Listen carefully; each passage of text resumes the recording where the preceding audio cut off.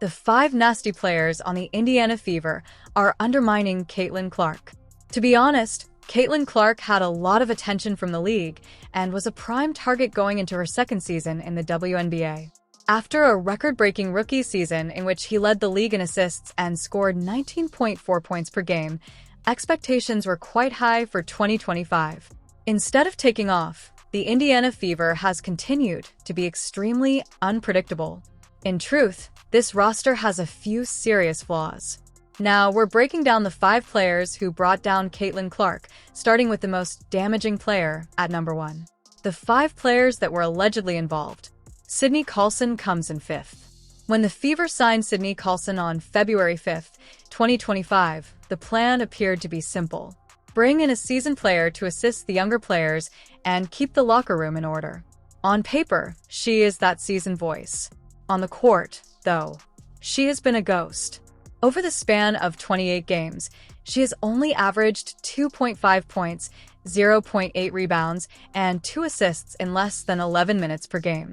She hardly ever shows up in lineups when things are tight.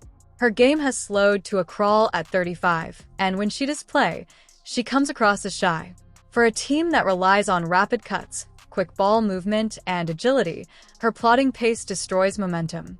Clark is best served by guards who can make crucial plays, keep a quick tempo, and shoot without hesitation. Carlson hesitates on open shots, dribbles too long, and makes late passes that impede the assault. Despite being a leader off the court, she is squandering game time that young, enthusiastic players could be using. The fourth is Brianna Turner. Even more irritating are the circumstances surrounding Brianna Turner. It's not that she's not doing well. Instead, it's because she was held to such high standards. Turner, who was once a top defensive player and a first-round pick, was renowned for his perseverance, energy, and shot-blocking skills. This season, that player has not been seen. In 14 games, she has an amazing 0.4 points, 0.9 rebounds, and 0.2 assists per game, while shooting just 20% from the field. She hasn't played more than 60 minutes this year. Not only are those numbers low, but they are also historically low for a forward. Turner should take responsibility for the glass, roll hard to the basket, and set up sturdy screens for Clark. Instead, she floats through possessions, hardly challenges defensively, and fails to capitalize on her size. Her body language makes it obvious that she is disengaged, and she rarely uses protective language. For a team that wants to maximize every moment Caitlin is on the court, Turner's minutes have become a waste. Third place goes to Kelsey Mitchell. This one is controversial because of Kelsey Mitchell's scoring history. Since entering the league in 2018, she has become the Fever's go-to bucket getter. The previous season, she averaged over 18 points each game. This year, her average is still roughly 16.6. The problem is not the numbers, but the fit. The offensive is now being led by Caitlin Clark. As the ball moves through her hands, the squad should flow off her playmaking. Mitchell, on the other hand, keeps playing like the starting guard by over-dribbling, holding the ball for extended periods of time, and relying on isolated possessions to create rhythm. When Clark has the ball, the Fever's offense hums. As Mitchell takes over, the beat slows, the space becomes smaller, and the flow of fan reactions online ceases. Because of her resistance to adapt, the squad is suffering far more than the box score suggests, leading to a conflict of styles. The tactic is known to the defenders. Make Mitchell slow down, sag off, and take the challenging shots. She can make those shots, but this team hardly ever needs them. The primary problem is this clash of styles. A ball-dominant attacker and a once-in-a-generation creator just don't mesh well. Mitchell is not pleased with the ball. She is not the catch-and-run threat you want next to Clark, and her defense is still below average. When rival guards follow her in switches, Clark is compelled to assume control. She can't take the chance of becoming sick with more work after straining her groin in July. Additionally, there is the upcoming contract drama. As he reaches unrestricted free agency, Mitchell reportedly wants the highest salary. But should Indiana really pay for it? When Caitlin Clark and AIA Boston are your foundation, you build around them. Defenders, sharpshooters, and selfless role players. Although it is no longer proper, Mitchell still aspires to be the alpha. Dyrus Dantas comes in second. When Indiana hired Dyrus Dantas in 2024, the plan became clear. There should be some floor spacing, paint toughness, and rebounding muscle to keep the offense open in the 2025 WNBA Finals. But in 2025, the influence hasn't kept up with the resume. She only averages 5.0 points and 2.4 rebounds per game, while shooting less than 38% from the floor. That is far too low for a forward who is supposed to finish inside and spread the floor. She turns slowly. When things get tough, she completely disappears and has a slow transition defense. Timing is crucial to Clark's strategy.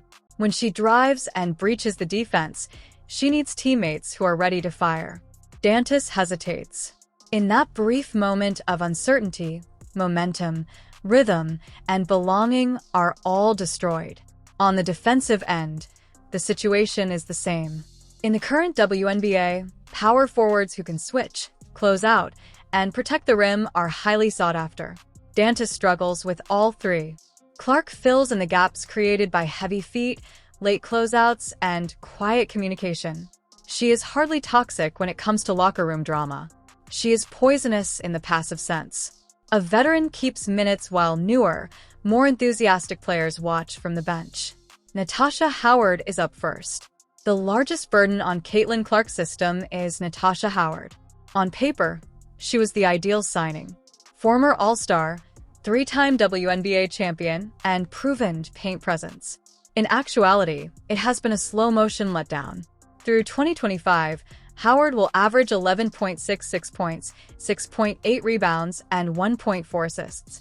It appears solid at first, but then you see the repulsive part. She is missing 41% of the floor. For a forward who lives within the arc, that is a warning sign for Caitlin Clark's future. Missed bunnies at the rim, short shots clanking off iron, and misted putbacks have all become the norm. Clark's strategy requires forwards who can finish hard at the rim or stretch defenses with a reliable jumper. Howard isn't doing either. When she does manage to get the ball moving, her touch is all over the place. She avoids diving violently during pick and rolls, and she drifts away from the basket.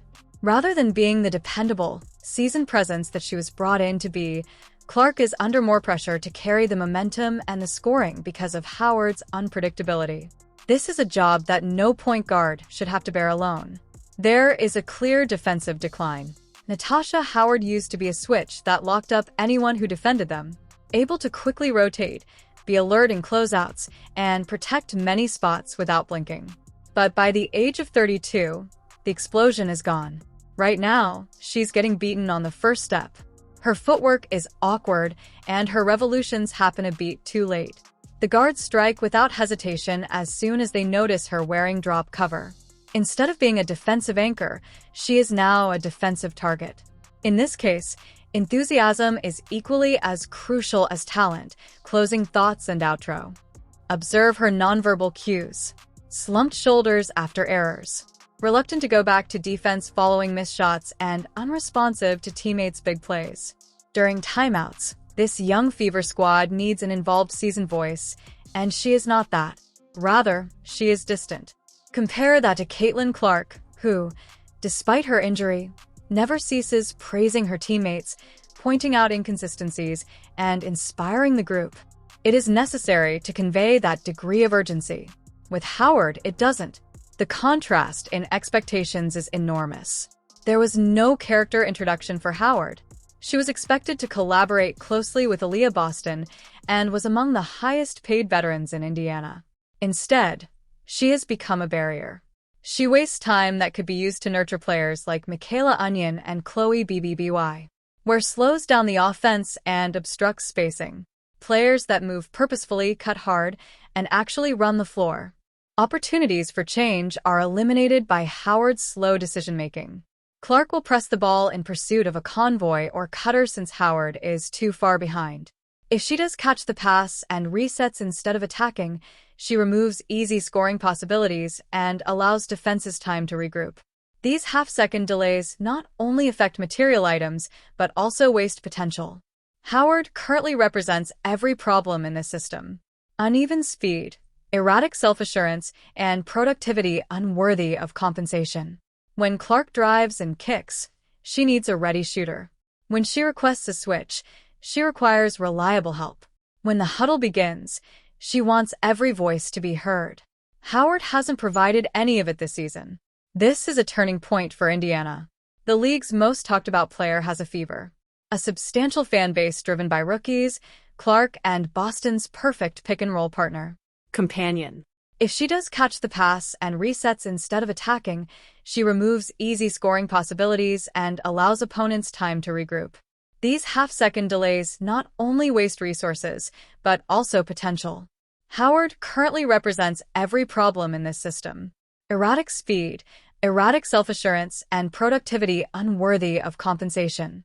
When Clark drives and kicks, she needs a ready shooter.